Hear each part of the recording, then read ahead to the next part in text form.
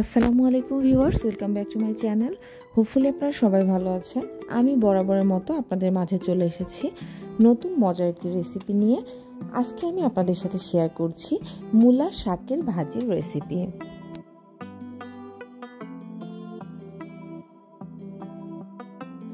অনেকেরই পছন্দের তালিকায় প্রথমেই থাকে এই মূলা শাকের ভাজি। মূলা শাকের ভাজি কিন্তু অনেক পুষ্টিগুণ সম্পন্ন আমাদের শরীরের জন্য। এখানে আমি 2-8টি মূলা শাককে খুব ভালোভাবে ধুয়ে কেটে সিদ্ধ করে নিচ্ছি। এখানে দিয়ে দিয়েছি অল্প পরিমাণ লবণ। এখানে অতিরিক্ত পানি ব্যবহার করার কোনো প্রয়োজন নেই। শাকের ভেতর থেকেই পানি বের হয়ে খুব সুন্দর করে শাকগুলো সিদ্ধ হয়ে আসবে। শাকগুলোকে আমি ঢাকনা দিয়ে প্রথমে 5-6 মিনিট অপেক্ষা করেছিলাম।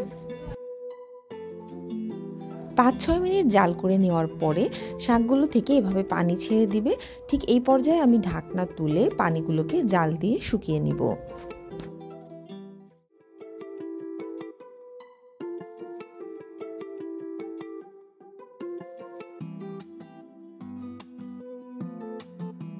শাকগুলো খুব ভালোভাবে পানি শুকিয়ে সিদ্ধ হয়ে গেছে। এবার আমি অন্য একটি ফ্রাই প্যান বসিয়ে দিয়েছি। ফ্রাই প্যানে দিয়ে দিচ্ছি পরিমাণ মতো সয়াবিন তেল।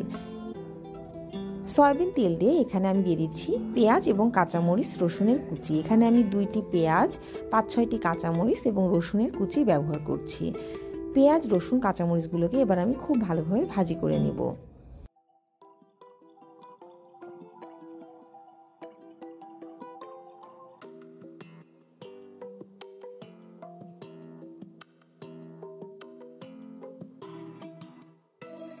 সিদ্ধ করে নেওয়া মূলা শাকগুলোকে আমি তুলে নিয়েছি।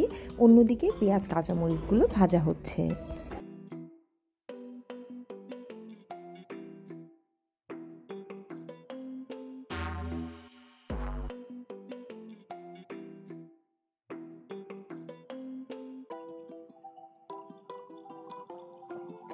পেঁয়াজ, কাঁচামরিচ এবং রসুনগুলোকে আমি লালচে বাদামি করে ভেজে নিব।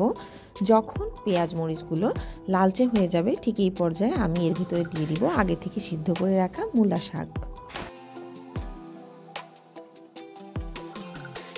এবার আর ঢাকনা দেওয়ার কোনো প্রয়োজন নেই। চুলার জাল হাই হিটে রেখে 5-6 মিনিট সময় অনবরত নেড়ে আমি শাকের ভেতরে থাকা অল্প পরিমাণ পানিগুলোকেও একেবারে শুকিয়ে শাকগুলোকে খুব সুন্দর করে ভাজি করে নেব।